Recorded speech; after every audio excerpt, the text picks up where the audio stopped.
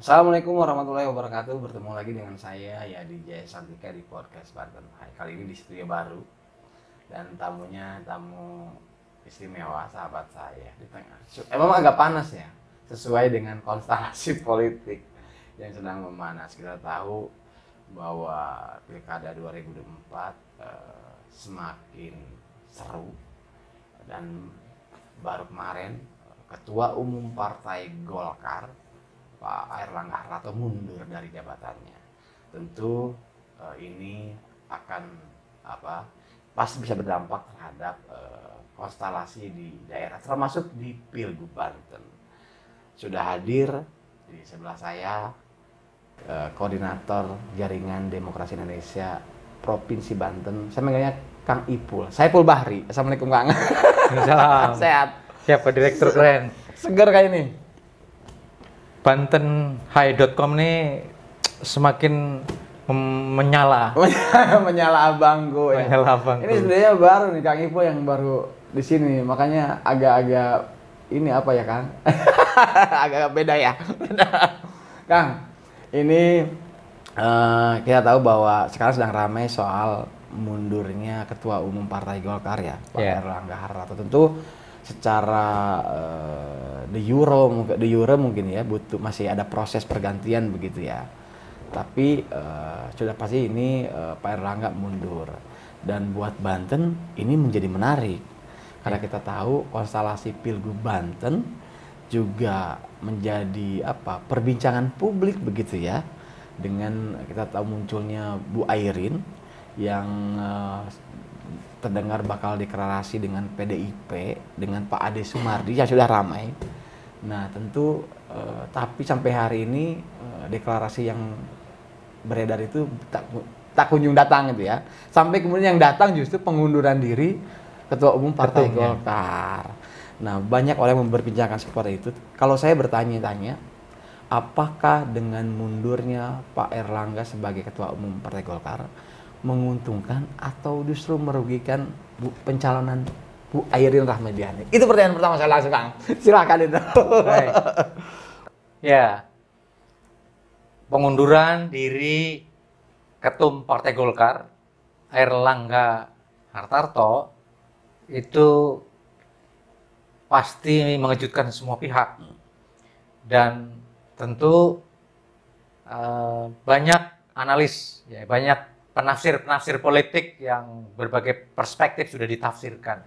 Tapi saya punya tafsir sendiri. Nah, tafsir sendirinya, kalau tafsir selama ini Airlangga ya kalau tidak mundur digusur, ya, Airlangga mundur karena kekuatan besar eksternal. Ya, dan banyak hal lah, termasuk berkaitan dengan isu kasus dan macam-macam. Saya punya perspektif spesifik. Ya, jangan-jangan karena di samping itu pun yang sudah ditafsir oleh para pengamat nasional itu juga mendapatkan tempatnya, ada tambahan. Jangan-jangan kengototan Pak Airlangga karena kedekatannya dengan ketua perempuan Partai Golkar, ya, ketua pusat perempuan Partai Golkar itu adalah Airin, dan di mana-mana sejak Pilpres, iya, sebelum Pilpres sampai setelah Pilpres, bahkan sebelum calon gubernur lain di Indonesia ini dideklarasikan, Pak Airlangga dengan Pak Jokowi bilang ini calon gubernur, sudah memperkenalkan jauh-jauh hari pada saat mau Pileg dan Pilpres.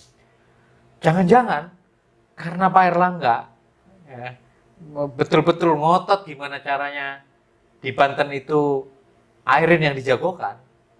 Sementara karena partainya Pak Presiden terpilih, ya, yang kebetulan ketua hariannya juga daerah pemilihannya di Banten, yang justru mengejutkan juga mendeklarasikan kandidatnya sendiri dari internal partai Gerindra, ketua menggandeng politisi senior Banten, mantan Bupati Pandeglang. Pandeglang, anggota DPR dari PKS yang kemudian tidak terpilih lagi untuk menjadi pasangan calon gubernur wakil gubernur, Andra Soni Dimyati. Nah, sejak itu saya menduga ini kemudian Pak Airlangga menjadi radar Gerindra, karena kalau dengan Pak Jokowi, Airlangga mudah saja memberi.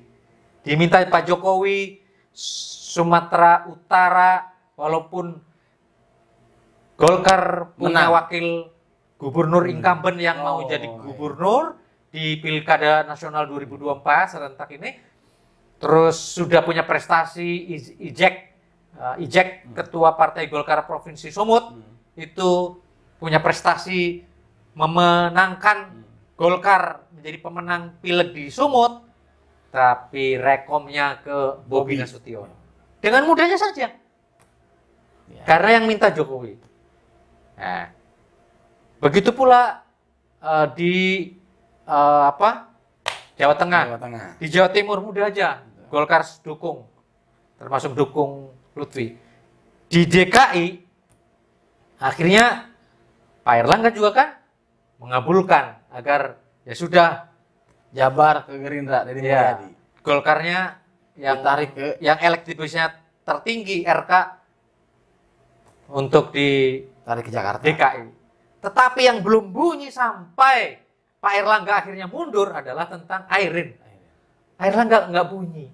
Kenapa? Karena saya menduga awal Pak Airlangga tetap ingin mencoba ke Airin, ya dimajukan sebagai jagoan di Banten, ya untuk tetap basis Golkar di Banten menjadi pimpinan kepala daerah. Dan ini ternyata mengganggu buat partai presiden terpilih ke depan. Yang sudah mendeklarasikan. Nah, saya menduga tadi mundur ini variabel kengototan Airlangga adalah bagian tafsir saya. Kenapa Airlangga akhirnya harus mundur? Ya karena tadi untuk menjawab pertanyaan Direktur bantenhai.com, apakah Airlangga mundur ini menguntungkan Airin atau merugikan Airin? Berdasarkan tafsir tadi, ya pasti Airin dirugikan dengan Airlangga mundur. Karena cantolan kuat Airin untuk pilkada serentak ya 2024 itu Airlangga. Nah, kalau cantolannya sudah mundur, nah pada saat penetapan ketua definitif Partai Golkar, entah itu lewat pleno yang cukup PLT atau langsung setelah PLT sebelum 29 selesai di Munaslupkan, terus muncul ketua definitif Golkar, ya saya menduga tetap ke depan yang sepertinya terpilih menduduki puncak ketum Golkar itu sepertinya bukan faksinya Bu Airin. Bukan faksinya Bu Airin. Kalau masih faksinya pasti bertahan kan. Nah, kalau faksinya Bu Airin, ya pasti Bu Airin masih diberi kesempatan, karena saya menduga ketua definitif, baik itu bisa PLT atau bisa ketua umum hasil Munaslup, ya pasti masih bisa mendaftarkan Bu Airin di injury time, ya, di menit-menit terakhir di tanggal 29. Tapi keyakinan saya sepertinya justru faksi yang ya tidak terlalu dekat dengan Bu Airin yang sepertinya akan memimpin Partai Golkar ke depan di pusat. Nah, pertanyaan sekarang, kalau ternyata bukan faksi Bu Airin yang memimpin Partai Golkar, maka pertanyaan berikutnya, Kang, apakah ganti calon atau bahkan kota kosong ini Pilgub Banten? Ya, karena sekali lagi desain awal permohonan ketua kelas pemenang ya partai Pak Presiden ini, ketua kelasnya kan Pak Sufmi Dasko, sudah berkali-kali mengatakan, kata orang Bantennya, wayahna yang memimpin pemerintahan di Banten ini Gerindra, wayahna. Jangan Golkar. Dan itu kata-kata yang harus terbukti. Kalau tidak terbukti berbahaya karena sekali lagi Pak Supmi hari ini adalah ketua harian partai pemenang Pilpres. Ya partai presiden terpilih. Karena pemenang pilegnya tetap PDIP, tapi partai presiden terpilih. Sehingga sekali lagi banyak argumentasi yang ya membuat memang di Banten Gerindra yang harus memimpin walaupun pemenang pemilunya adalah Golkar. Tetapi ya Golkar tetap menurut analisis saya akan bergabung ke Gerindra dengan catatan. Catatan pertama bisa jadi proposal DPP Golkar bergabung dengan Gerindra itu meminta kursi wakil. Opsi pertama bisa jadi Golkar meminta kursi wakil dengan orang yang berbeda. Dengan orang yang berbeda. Artinya ada yang dikorbankan dari pasangan sekarang. Nah, maksudnya bisa jadi huru-hara berikutnya adalah ada wakil, ada bakal calon wakil gubernur yang sudah sosialisasi di mana-mana, sudah dideklarasikan, nggak sampai ke meja pendaftaran. Ya, akhirnya ya dia hanya ya masih di dalam kan masih pacaran, belum akan nikah. Karena belum akan nikah, masih tunangan. Masih tunangan, dia sudah tunangan, tetapi karena belum akan nikah, segalanya bisa terjadi. Belum didaftarkan ke KUA. Ya. Kalau sudah akad nikah, baru barang tuh nggak bisa diotak-atik. Karena ini belum akad nikah, ya belum resepsi, apalagi resepsi aja belum, maka semua bisa berubah. Jadi bisa jadi 29 Agustus, ya, ada huru-hara jilid 2. Berikutnya ganti formasi. Ganti formasi. Tergesernya bakal calon wakil gubernur. Ya, karena mungkin itu permintaan dari Partai Golkar dan itu masuk akal. Karena Partai Golkar pemenang pileg di Banten. Kalau ganti formasi, artinya ada yang digantikan. Yang digantikan masih berpeluang nggak membuat koalisi baru. Akhirnya menjadi lawan, dari mantan tunangan menjadi lawan. Mungkin kan nggak? Ya, mungkin. Masih bisa mungkin. Dengan catatan, taruhlah partai ini kemudian, ya PKS lah saya sebut. Kemudian PKS berkoalisi dengan PDIP. Karena karena PDIP 14 kursi, dia sebenarnya dengan peta politik yang hari ini, Pilkada Nasional Serentak 2024 kan didesain secara nasional agar PDIP kehilangan teman koalisi. Nah, makanya mungkin untuk kasus-kasus tertentu, ya bisa jadi. Kalau berani PKS keluar dari Kim Plus atau koalisi Banten Maju, ya, maka bisa jadi dengan PDIP. Walaupun sepertinya agak kecil kemungkinannya. Kenapa? Karena sinyal di Jakarta PKS melepas Anies. Karena dia lebih memilih bergabung menjadi Kim Plus. Jadi Kim Plus yang betul-betul dianak emaskan oleh Kim adalah PKS. Ya, yang adalah PKS. Sehingga menurut saya agak kecil kayaknya PKS. Kecuali Cilegon kali ya.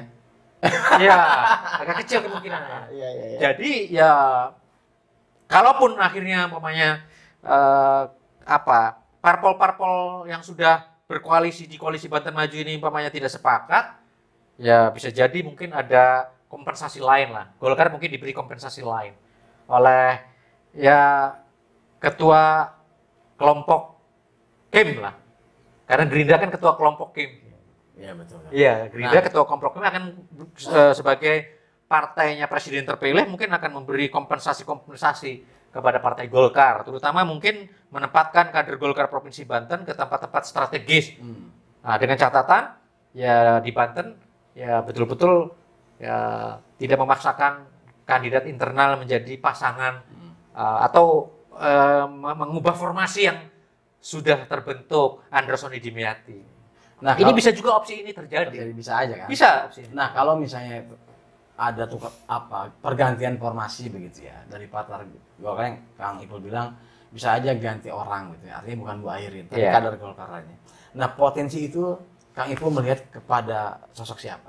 menggantikan Airin sebagai posisi wakil dengan Andra misalnya?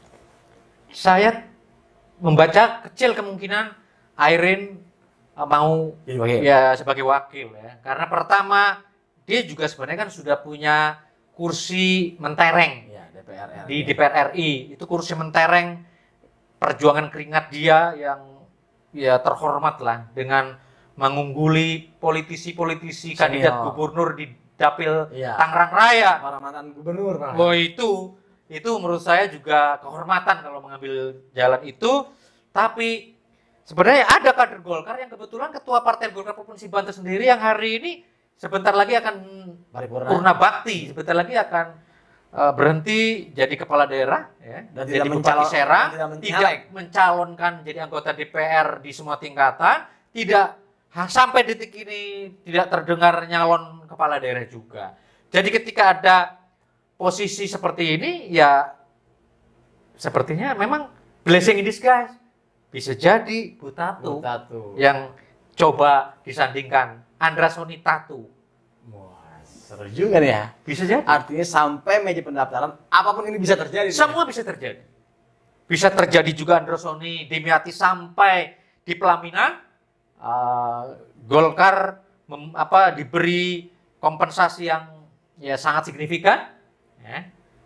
Bisa seperti itu. Atau tadi kemudian Golkar diberi kursi wakil, ya, diberi kursi wakil dan berarti mengubah formasi pasangan calon gubernur wakil gubernur. Jadi wakilnya tidak lagi Pak Demiati, tapi bisa jadi Bu Tatu. Nah, bisa arah ke sana. Ya. Dan tapi tetap Banten adalah kota kosong. Kota kosong. Kayak Iya. Ibu yakin Banten kota kosong. Lebih yakin ke sana. Iya, kalau saya meyakini Banten tetap kota kosong. Kenapa? Karena memang sangat riskan kalau kemudian di Banten ini tetap harus ada pertarungan berdarah-darah. Pertama dari sisi kos politik, pertarungan berdarah-darah itu juga high cost, membutuhkan energi gitu ya yang luar biasa, dan tetap ada risiko. Ya tetap ada risiko kalah. Dibanding melawan kota kosong kan risikonya masih lebih berat, risiko melawan kandidat yang sebenarnya lah. Soalnya Kang Ibu melihat bahwa dengan kota kosong peluang katakanlah Andra begitu ya dengan Demiati atau dengan pasangannya nanti lebih berpulang kalau dengan kota kosong ketimbang dengan lawan. Oh iya, sekali lagi karena tidak berkeringat pasti kan. Dan sejarah kota kosong di Banten pernah ada ya? Belum pernah. Di Lebak dulu pernah kan kota kosong? Ya, pernah kota kosong. Kota kosong. Dan makanya menang. sejak dan menangnya juga mudah. Ya, walaupun satu-satunya calon tunggal yang kalah dengan kota kosong hanya ada di Makassar, di kota Makassar, pilkada kota Makassar. Itu satu-satunya. Ya. Tapi mayoritas dari semua kota kosong yang terjadi di kabupaten kota setelah sejarah pilkada ada 15 kota kosong, ada 15 calon tunggal seluruh Indonesia ini dalam sejarah pilkada sejak 2005 itu 99% dimenangkan oleh calon tunggal melawan kota kosong. Dan kalau kita lihat, Ibu kita flashback ke belakang, sebetulnya kan jarang terjadi ya koalisi nasional tuh ada turunannya ke bawah. Artinya koalisi itu hanya ada di nasional, nggak pernah bisa tuntas ke bawah. Dan baru kali ini kayaknya koalisi sampai harus ke bawah begitu. Apa sebetulnya yang melatar belakangi munculnya koalisi pemenang pilpres sampai ke pilkada ini? Apa karena pilkada serentak atau dalam rangka apa Kang Ibu melihatnya? Pertama, saya melihat partai Pak Presiden terpilih ini kan belum pernah memimpin pemerintahan. Kalau Golkar pernah memimpin pemerintahan, PDIP pernah memimpin pemerintahan. Nah, Gerindra itu belum pernah memimpin pemerintahan. Baru akan besok 20 Oktober dilantik Pak Prabowo sebagai ketua partai. Nah, tentu ya sebagai seorang yang punya latar belakang militer, maka pandangan untuk satu komando. Iya, satu komando, pandangan bahwa kestabilan pembangunan ya pusat terutama pusat kebijakan pusat itu harus sampai daerah itu nggak boleh ya Berbeda, harus ada gangguan lah. Sekali lagi tidak boleh ada gangguan. Nah, momentumnya adalah pada proses pembentukan pimpinan daerah. Gubernur, bupati, wali kota pada pilkada serentak nasional 2004 ini adalah momentum untuk penata ulang, ya, penataan agar desain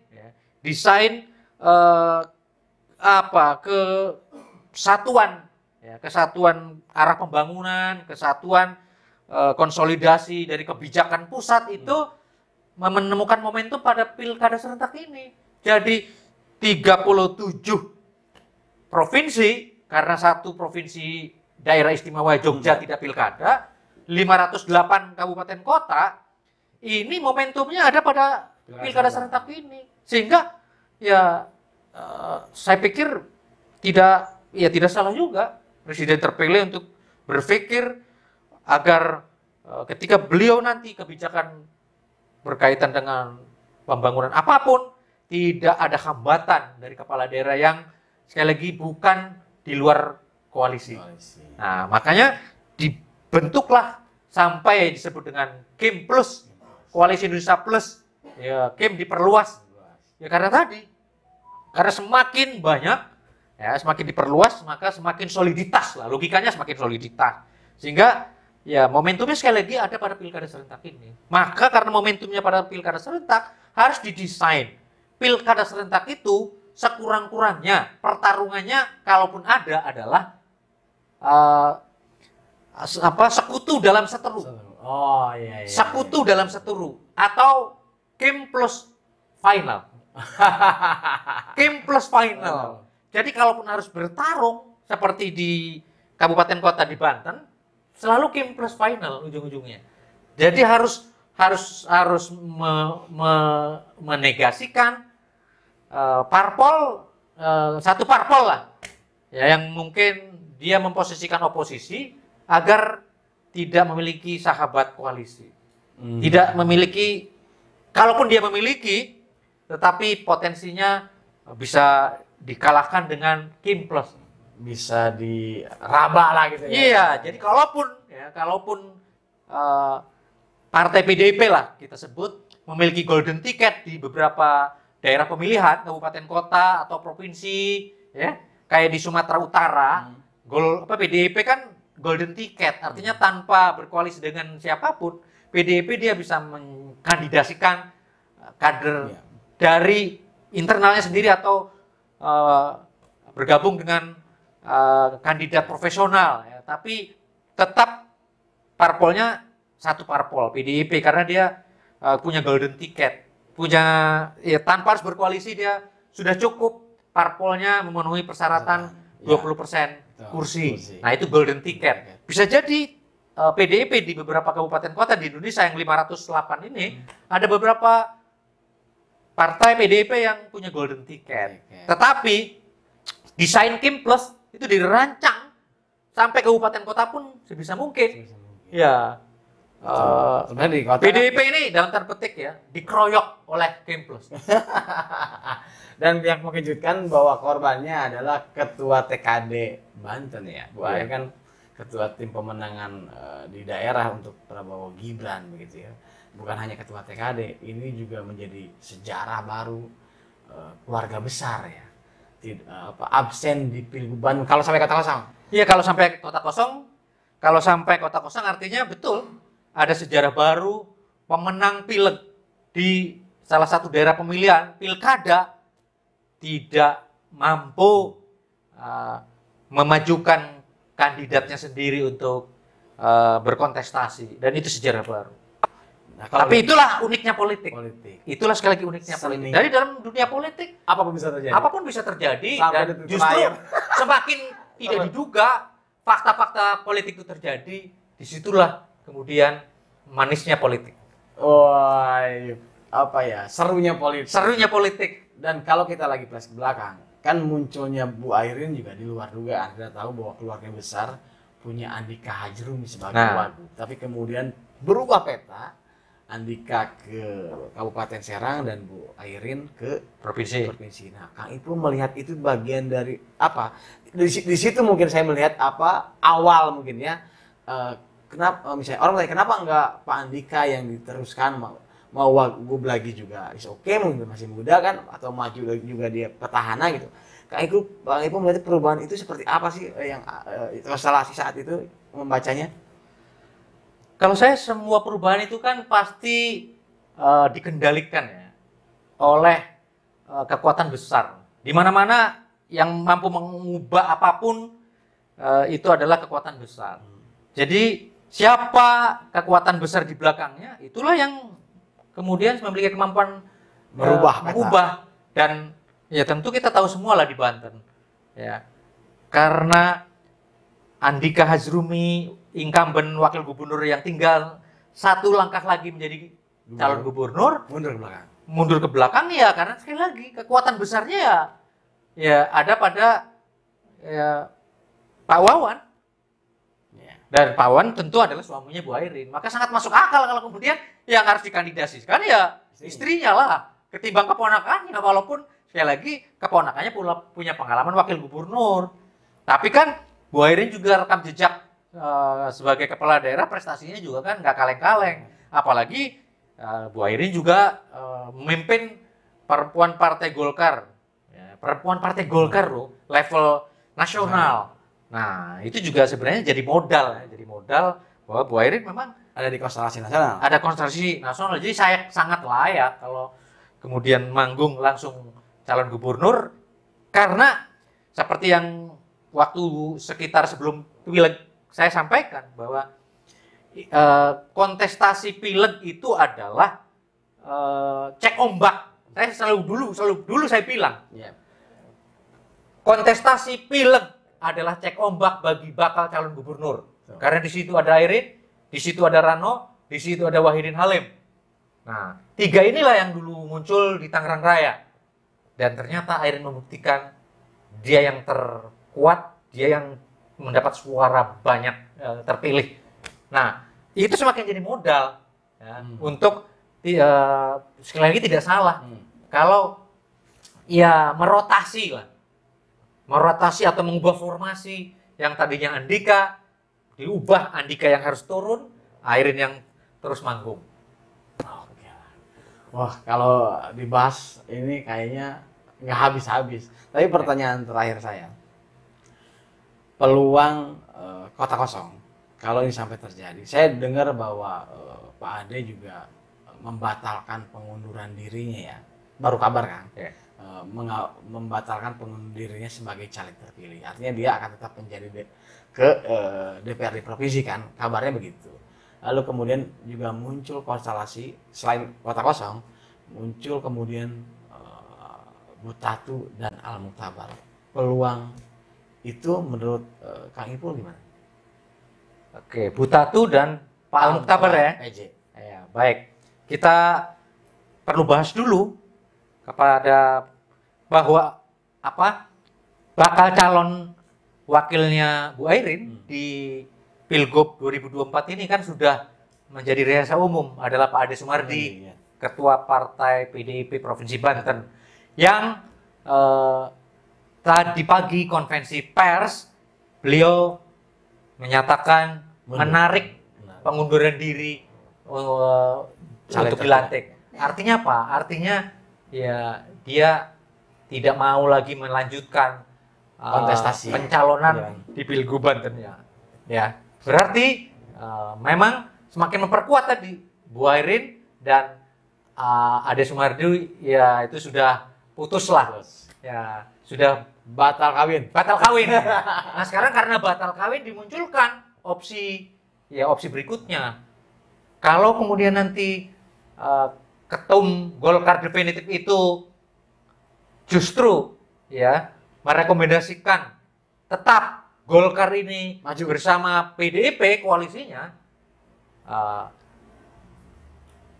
dengan opsi bukan Airin, tapi Butatu dan Al Muktabar, karena Butatu, ketua Partai Golkar Provinsi. Tetapi tentu ini menjadi pekerjaan buat teman-teman lembaga survei ya, untuk dalam tempo menuju sampai tanggal 29 masih punya cukup waktu untuk Tatu Al-Muktabar ini coba dilepas ke pasar pemilih Banten. Bagaimana elektabilitasnya? Saya pikir kalau elektabilitasnya cukup mengejar Andra Soni Dimyati, tidak menutup kemungkinan ketua definitif Golkar yang hasil proses dari mekanisme pengambilan keputusan di DPP Partai Golkar ini terjadi, mungkin sekali lagi dengan catatan tadi tetap harus ada riset lah, karena nggak bisa juga perjodohan politik ini juga tidak bisa juga asal asal comot, nggak bisa, karena tetap semua kecuali perjodohan itu ada riset lah, ada riset awal. Kecuali hanya menghadirkan lawan itu, mungkin aja. Ya kecuali hanya sekedar menghadirkan lawan agar ya tidak kotak kosong lah ya. Seperti di DKI ini kan ya sebenarnya kalaupun Anies batal manggung, nggak mungkin juga kotak kosong, karena bisa jadi calon independen yang sekarang masih berproses itu bisa jadi disupport agar tetap dia jadi kandidat lawan RK. Nah, bisa jadi RK Siswono atau RK Kaisang lah ya. Bisa jadi. Kalau saya malah arah anginnya RK Kaisang. Walaupun ya dimunculkan inisial S. SS itu, nah itu kan supaya meredam aja, supaya tidak terlalu gaduh perpolitikan nasional. Yang pada tanggal 29 didaftarkan, ya RK Kaisang. Oh iya. Kalau artinya kalau Kang Ipul kalau dihadapkan dengan kemungkinan pilih kotak kosong atau memilih lawan? Ya kalau keyakinan potensi kan kotak kosong ya. Tapi kalau bicara demokrasi memilih kotak kosong apa ada lawan gitu? Ya atau calon boneka? Saya kapasitasnya ditanya sebagai ketua jaringan demokrasi, saya berharap kotak kosong adalah kecelakaan yang bisa dihindari. Jadi kalau masih bisa dihindari, maka itu jauh lebih baik karena konsolidasi demokrasi bisa hidup. Perkara akhirnya lawan dalam tanda petik boneka ini tetap kalah, ya kita tidak pandang itu boneka, tetap ada alternatif. Mekanisme sudah bagi pemilih, ya ada alternatif. Bahwa kemudian yang mendesain pertarungan ini adalah bagian dari boneka, itu urusan lain. Tapi bagi kami pegiat demokrasi tetap ya lebih baik pertarungan pilkada itu tetap orang melawan orang daripada orang melawan kotak kosong. Karena sekali lagi ya perkara apakah lebih menang mana itu bukan kepentingan kami ya. Bukan kepentingan kami sebagai pegiat demokrasi. Kepentingan kami adalah masyarakat harus diberi pilihan manusia, bukan kotak. Ya, walaupun sekali lagi kalau pada akhirnya ya pilihannya tidak ada lagi, maka ya para pegiat demokrasi pemilu hari ini sudah mendorong KPU untuk membuat regulasi baru, memperbolehkan kotak kosong kampanye. Nah ini menarik, ini hal baru. Artinya apa? Artinya kotak kosong sebagai bagian juga pilihan. Betul. Pilihan karena tidak ada pilihan. Pilihan yang tidak ada pilihan, dan cara berdemokrasi kita untuk karena tidak ada pilihan, maka kita mengkampanyekan ya kotak kosong. Dan itu harus dilegalkan dalam regulasi kampanye oleh KPU RI. Karena dalam demokrasi pilihan itu pilihan. Ya, apapun pilihannya ya. Apapun pilihannya, pilihan. Maka yang penting partisipasi. Itu lebih penting. Nggak milih golput jangan ya. Jangan. Ke TPS apapun pilihnya, pilih lah gitu ya. Ya. Walaupun kotak kosong. Walaupun kotak kosong. Itulah perbincangan yang seru dengan Kang Saiful Bahri. Terima kasih banyak. Wassalamualaikum warahmatullahi wabarakatuh. Waalaikumsalam warahmatullahi wabarakatuh.